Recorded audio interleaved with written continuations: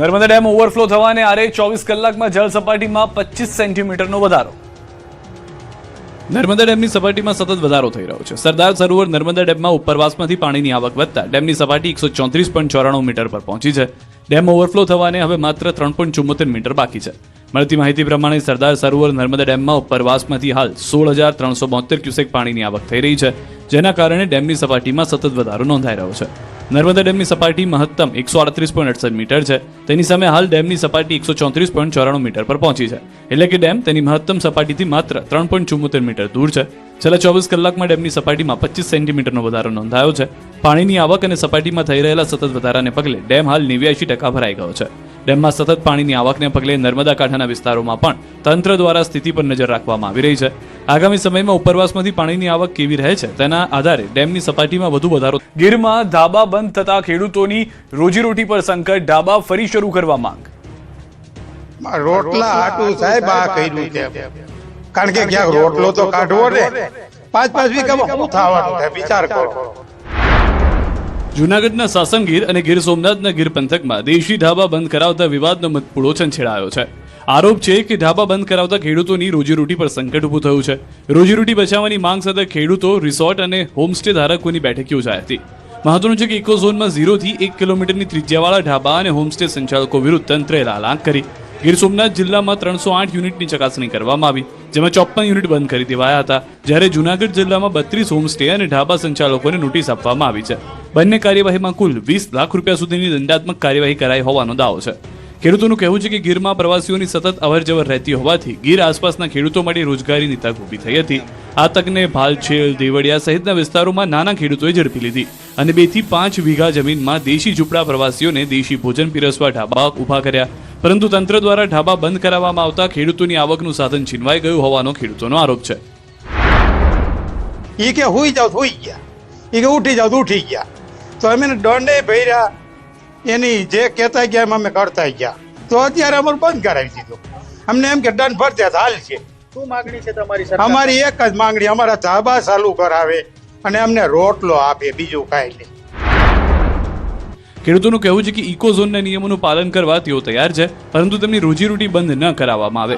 સમગ્ર મુદ્દે ધારાસભ્ય ભગવાનજી કરગટિયા અને અરવિંદ દાડાણીએ ખેડૂતોની રજૂઆત કરતા બંને સરકારમાં રજૂઆત લઈ જવાની તૈયારી આપી છે. સાગબારા જંગલ જમીન ખેડાણ મુદ્દે ધરણાનો 9મો દિવસ. મનસુખ વસાવાએ વન વિભાગના અધિકારી પર કર્યા પ્રહાર. આદિવાસીઓને અંદર લડાવવાના ધંધા આ જંગલ ખાતાના લોકોને, ખાસ કરીને તેનો ડીએફઓ અને એસીએફ ત્યાં આ પ્રકારના કૃત્ય કરી રહ્યા છે આદિવાસીને લડાવવાના. નર્મદાના સાગબારામાં જંગલ જમીનના ખેડાણનો મામલો વધુ ગરમાયો છે. જમીન ખેડાણના મુદ્દે ચાલી રહેલા ધરણાનો આજે 9મો દિવસ છે. 9મા દિવસે પણ આદિવાસીઓના ધરણા યથાવત રહ્યા છે. ધરણા સ્થળે પહોંચેલા સાંસદ મનસુખ વસાવાએ આદિવાસીઓ સાથે મુલાકાત કરી. આ દરમિયાન આદિવાસીઓએ જંગલ જમીન પર વર્ષોથી ખેડાણ કરતા હોવાના પુરાવા સાંસદ સમક્ષ રજૂ કર્યા. મનસુખ વસાવાએ વન વિભાગના અધિકારીઓ પર પણ નિશાન સાધ્યું. તેમણે ઉમરપાડાના ખેડૂતોને વન વિભાગની ખોટી વાતોમાં ન આવવાની અપીલ કરી. સાથે જ બંને વિસ્તારના આદિવાસીઓ એક થઈને જમીનનું ખેડાણ કરવા પણ અપીલ કરાઈ હતી. આ જંગલની જમીન સાગબારા પાસેથી છોડાવી અને ઉમરપાડાના આદિવાસી ખેડૂતોને મળે એવું હોત તો મને કોઈ વાંધો નહોતો, પણ એ આદિવાસીને ત્યાં મળવાની જ નથી. ઉમરપાડાના ખેડૂતોને એ મળવાની નથી. એ જમીનમાં જંગલ ખાતું પ્લાન્ટેશન કરવાનું છે. સાંસદે આક્ષેપ કર્યા કે જંગલ ખાતું જમીન પડાવી લેવાનું કાવતરું કરી રહ્યું છે. તેમનું કહેવું છે કે જમીનનો હક આદિવાસીઓનો છે અને જો આ જમીન ઉમરપાડાના ખેડૂતોને આપવામાં આવે તો પણ તેમને કોઈ વાંધો નથી. મહત્વનું છે કે જંગલ જમીનના ખેડાણ મુદ્દે સાગબારામાં છેલ્લા 9 દિવસથી ધરણા ચાલી રહ્યા છે. બીજી તરફ ઉમરપાડાના ખેડૂતો પણ આ ધરણાનો વિરોધ કરી રહ્યા છે અને 1 ઇંચ પણ જમીન ન આપવાની વાત કરી રહ્યા છે. ત્યારે હવે સાંસદની અપીલ બાદ આ વિવાદમાં શું ઉકેલ આવે છે અને તંત્ર દ્વારા શું નિર્ણય લેવામાં આવે છે તેના પર સૌની નજર છે. રાજ્યમાં વરસાદની 4 મોટી આગાહી. 6 જિલ્લામાં યલો એલર્ટ અને 23 થી 28 ઓગસ્ટે વરસાદનું જોર વધવાની શક્યતા. હાલ રાજ્યના 6 જિલ્લામાં યલો એલર્ટ જાહેર કરવામાં આવ્યું છે. આગામી દિવસોમાં વરસાદી માહોલ યથાવત રહેવાની સાથે અલગ અલગ તબક્કામાં વરસાદનું જોર વધવાની આગાહી છે. હવામાન વિભાગનું માનીએ તો આગામી 7 દિવસ સુધી સૌરાષ્ટ્ર, કચ્છ અને રાજ્યના અન્ય ભાગોમાં હળવાથી મધ્યમ વરસાદ વરસી શકે છે. હવામાન વિભાગે છોટાઉદેપુર, વલસાડ, ડાંગ, દમણ, તાપી અને નવસારીમાં યલો એલર્ટ જાહેર કર્યું છે. આ વિસ્તારોમાં ગાજવીજ સાથે વરસાદ વરસી શકે છે, જ્યારે મહીસાગર, અરવલ્લી, દાહોદ, પંચમહાલ, વડોદરા અને નર્મદા જિલ્લામાં પણ ગાજવીજ સાથે હળવાથી મધ્યમ વરસાદની આગાહી કરવામાં આવી છે. આ ઉપરાંત હવામાન વિભાગે જણાવ્યું કે અત્યાર સુધીમાં સમગ્ર ગુજરાતમાં 19% વધુ વરસાદ નોંધાયો છે, જોકે સૌરાષ્ટ્ર કચ્છમાં સામાન્ય કરતાં 25% ઓછો વરસાદ નોંધાયો છે. आज हमने येलो अलर्ट के साथ हैवी रेन की भी संभावना व्यक्त की है. तो हमारा जो हैवी रेन है वो जो साउथ गुजरात रीजन है जिसमें छोटा उदयपुर है, नर्मदा है, साथ में तापी है, सूरत, डांग, नवसारी, वलसाड, दादर नगर हवेली और दमन. વરસાદની આગાહીના પગલે માછીમારો માટે પણ સૂચના આપવામાં આવી છે. આગામી 2 દિવસ દરિયો ન ખેડવા માછીમારોને સલાહ આપવામાં આવી છે. દરિયાકાંઠાના વિસ્તારોમાં હવામાનની સ્થિતિને ધ્યાનમાં રાખીને તકેદારી રાખવા જણાવાયું છે. 23 થી 28 ઓગસ્ટે વરસાદનું જોર વધવાની શક્યતા, અંબાલાલ પટેલની મોટી આગાહી. રાજ્યમાં વરસાદને લઈને હવામાન નિષ્ણાંત અંબાલાલ પટેલે મોટી આગાહી કરી. આગામી દિવસોમાં રાજ્યમાં ફરી એકવાર વરસાદનું જોર વધવાની શક્યતા વ્યક્ત કરી. ખાસ કરીને 23 થી 28 ઓગસ્ટ દરમિયાન રાજ્યમાં વરસાદનું જોર વધશે તેવી આગાહી કરવામાં આવી છે. અંબાલાલ પટેલના મતે આ સમયગાળા દરમિયાન રાજ્યના અનેક વિસ્તારોમાં સારો વરસાદ વરસી શકે છે. કેટલાક વિસ્તારોમાં વરસાદની તીવ્રતા પણ વધી શકે છે, જેના કારણે ખેડૂતોને પણ સારા વરસાદની આશા બંધાય છે. આ પછી 6 થી 10 સપ્ટેમ્બર દરમિયાન ઉત્તર અને મધ્ય ગુજરાતમાં સારા વરસાદની શક્યતા અંબાલાલ પટેલે વ્યક્ત કરી. એટલે કે સપ્ટેમ્બર મહિનાની શરૂઆતમાં પણ ઉત્તર અને મધ્ય ગુજરાતના કેટલાક વિસ્તારોમાં વરસાદી માહોલ યથાવત રહી શકે છે. જોકે ત્યારબાદ હવામાનમાં ફેરફારની શક્યતા છે. 13 સપ્ટેમ્બરથી રાજ્યમાં ગરમીનું પ્રમાણ વધવાની આગાહી અંબાલાલ પટેલે કરી છે. એટલે વરસાદી માહોલ બાદ રાજ્યમાં ફરી ગરમી અને ઉકળાટ વધવાની શક્યતા છે. આ ઉપરાંત 19 સપ્ટેમ્બરથી દરિયામાં હલચલ વધવાની શક્યતા પણ વ્યક્ત કરવામાં આવી છે, જેના કારણે દરિયાકાંઠાના વિસ્તારોમાં હવામાનની સ્થિતિમાં ફેરફાર જોવા મળી શકે છે. આમ અંબાલાલ પટેલની આગાહી પ્રમાણે આગામી દિવસોમાં પહેલા વરસાદનું જોર વધશે, ત્યારબાદ સપ્ટેમ્બરની શરૂઆતમાં ઉત્તર અને મધ્ય ગુજરાતમાં સારો વરસાદ પડી શકે છે. જ્યારે સપ્ટેમ્બરના મધ્ય ભાગ બાદ ગરમી વધવાની અને મહિનાના અંતિમ તબક્કામાં દરિયાઈ હલચલ વધવાની શક્યતા છે. ગુજરાતના અનેક પંથકમાં મેઘરાજાની મહેર, લાંબા વિરામ બાદ વરસાદથી ખેડૂતોમાં ખુશી. ગુજરાતમાં વિવિધ વિસ્તારોમાં લાંબા વિરામ બાદ ફરી મેઘરાજાએ પધરામણી કરી છે. મોડાસા, ઉપલેટા, તાલાલા અને રાજુલા સહિતના અનેક પંથકોમાં વરસાદ વરસતા ખેડૂતોમાં ખુશીનો માહોલ જોવા મળી રહ્યો છે. ક્યાંક ઝરમર વરસાદ તો ક્યાંક ધોધમાર વરસાદથી વાતાવરણમાં ઠંડક પ્રસરી છે.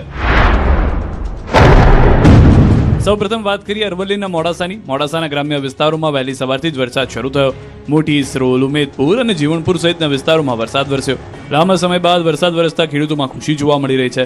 ખાસ કરીને મગફળી, કપાસ અને સોયાબીન સહિતના પાકોને વરસાદથી ફાયદો થવાની આશા છે. આ તરફ રાજકોટના ઉપલેટા પંથકમાં પણ લાંબા વિરામ બાદ મેઘરાજાએ હાજરી પુરાવી. સવારથી જ શહેરના અનેક વિસ્તારોમાં ઝરમર વરસાદ શરૂ થયો. વરસાદના કારણે શહેરના રસ્તાઓ ભીના થયા અને વાતાવરણમાં ઠંડક પ્રસરી. લાંબા સમયથી વરસાદની રાહ જોઈ રહેલા ખેડૂતોમાં પણ સારા વરસાદની આશા છે. ગીર સોમનાથના તાલાલામાં પણ લાંબા સમય બાદ વરસાદ વરસ્યો. ભારે બફારા અને ઉકળાટ બાદ અચાનક વરસાદ શરૂ થતાં લોકોને ગરમીમાંથી રાહત મળી. વરસાદના આગમનથી વાતાવરણ ખુશનુમા બન્યું. લાંબા વિરામ બાદ ફરી શરૂ થયેલો વરસાદ પાક માટે કાચા સોના સમાન જેવો સાબિત થયો. આ તરફ અમરેલીના રાજુલા પંથકમાં પણ વરસાદ વરસ્યો. રાજુલા શહેર અને હિંડોરણા ગામ સહિતના વિસ્તારોમાં વરસાદ પડ્યો. વરસાદને કારણે કેટલાક રસ્તાઓ પર પાણી ફરી વળ્યા. ગામડાઓમાં વરસાદ વરસતા ખેડૂતોમાં ખુશી જોવા મળી રહી છે. સાપુતારામાં મોન્સૂન ફેસ્ટિવલનો માહોલ જામ્યો, પ્રવાસીઓનું ઘોડાપુર. ડાંગના સાપુતારામાં હાલ મોન્સૂન ફેસ્ટિવલનો માહોલ જામ્યો છે. શનિવાર અને રવિવારની રજાઓમાં ફેસ્ટિવલની મજા માણવા મોટી સંખ્યામાં પ્રવાસીઓ સાપુતારા ઉમટી પડ્યા હતા, જેને લીધે ટ્રાફિક જામના દ્રશ્યો સર્જાયા. બીજી તરફ પ્રવાસીઓ સંગીતના તાલે મન મૂકીને ઝૂમતા જોવા મળ્યા હતા. મોન્સૂન ફેસ્ટિવલમાં મોટી સંખ્યામાં પ્રવાસીઓ ઉમટી પડતા ફેસ્ટિવલ ડૂમ ચિક્કાર થઈ ગયો. પ્રવાસીઓએ અહીં વિવિધ સાંસ્કૃતિક કાર્યક્રમો અને મનોરંજનની પ્રવૃત્તિઓનો આનંદ માણ્યો. બીજી તરફ સાપુતારાના સર્પગંગા લેક ખાતે પણ પ્રવાસીઓનો ધસારો જોવા મળ્યો. પ્રવાસીઓએ લેકમાં બોટિંગની મજા માણી. આ ઉપરાંત ટેબલ પોઈન્ટ, સનરાઈઝ પોઈન્ટ સહિતના વિવિધ પ્રવાસન સ્થળોએ પણ પ્રવાસીઓની ભારે ભીડ જોવા મળી. સાપુતારામાં હાલ ધુમ્મસનું વાતાવરણ છવાયેલું છે. ગાઢ ધુમ્મસ અને રમણીય વાદીઓના કારણે સાપુતારા જાણે મિની કાશ્મીર બન્યું હોય તેવો નજારો જોવા મળી રહ્યો છે. આ મનમોહક વાતાવરણ પ્રવાસીઓ માટે ખાસ આકર્ષણનું કેન્દ્ર બન્યું છે. આ તરફ માલેગાંવથી સાપુતારા ઘાટ માર્ગ પર ટ્રાફિક જામના દ્રશ્યો પણ સર્જાયા. મોટી સંખ્યામાં વાહનો પહોંચતા પાર્કિંગ માટેની જગ્યાઓ પણ ઓછી પડી હતી. મોન્સૂન ફેસ્ટિવલ અને પ્રવાસીઓના ધસારાથી સાપુતારાના સ્થાનિક વેપારીઓ અને ધંધાર્થીઓમાં પણ ખુશીનો માહોલ છે. શ્રાવણમાં કોમી એકતાની મિસાલ. રાજકોટમાં 35 વર્ષથી મહાદેવના મંદિરે પગપાળા પહોંચે મુસ્લિમ યુવક. રાજકોટથી કોમી એકતા, માનવતા અને નિસ્વાર્થ સેવાનું અનોખું ઉદાહરણ સામે આવ્યું છે. જાગનાથ વિસ્તારમાં રહેતા મુસ્લિમ યુવાન અહેસાન ચૌહાણ છેલ્લા 35 વર્ષથી શ્રાવણ માસ દરમિયાન પગપાળા ઈશ્વરીય મહાદેવના દર્શન કરવા જાય છે. ખાસ વાત એ છે કે થોડા મહિનાઓ પહેલા અકસ્માતમાં તેમના પગમાં 45 ટાંકા આવ્યા, ચાલવામાં ભારે તકલીફ હોવા છતાં અહેસાનભાઈએ ધીમે ધીમે પગપાળા ઈશ્વરિયા મહાદેવ પહોંચી પોતાની શ્રદ્ધા અને સંકલ્પ જાળવી રાખ્યો. અહેસાનભાઈ માત્ર પોતે જ યાત્રા નથી કરતા. તેઓ છેલ્લા 22 વર્ષથી માનસિક, શારીરિક, દિવ્યાંગ, ભિક્ષુકો, વૃદ્ધોને, અન્ય જરૂરિયાતમંદ લોકોને સોમનાથની યાત્રા પણ કરાવે છે. તેમની નિસ્વાર્થ સેવા અને કોમી એકતાના પ્રયાસોની નોંધ લઈ અગાઉ જિલ્લા કલેક્ટર દ્વારા તેમને હિન્દુ મુસ્લિમ કોમી એકતાનો એવોર્ડ પણ એનાયત કરાયો છે. અહેસાનભાઈનું માનવું છે કે ધર્મ અલગ હોઈ શકે છે, પરંતુ તમામ ધર્મનો મૂળ સંદેશ માનવતા અને પ્રેમ છે. તેમની આ પદયાત્રા સમાજમાં કોમી સદભાવ અને ભાઈચારાનો પ્રેરણાદાયી સંદેશ